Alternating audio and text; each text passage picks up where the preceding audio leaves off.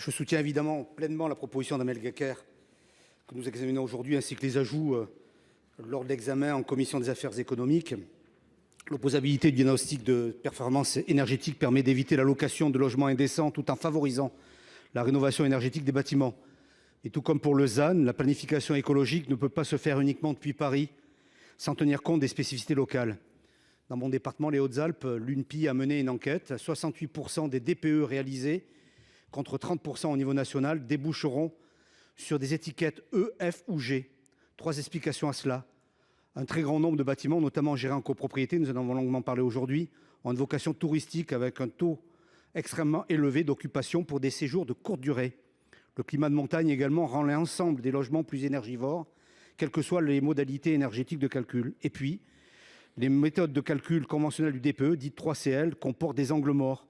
Pénalisation de l'électricité, prise en compte relative de petites surfaces ou encore un critère d'altitude qui repose uniquement sur une altitude inférieure ou supérieure à 800 mètres d'altitude. À titre d'exemple, sur un échantillon de 338 logements, une surestimation de l'ordre de 78% de la consommation réelle est constatée dans les DPE de manière théorique. C'est un peu comme si vous rouliez avec une voiture à 80 km/h, vous passez devant un radar qui calcule votre vitesse avec un logiciel spécifique et vous recevez quelques jours plus tard un courrier qui vous indique que vous roulez à 142 km/h et que votre permis est donc retiré et que, alors que vous rouliez à 80 km/h, c'est aussi ça un peu le DPE.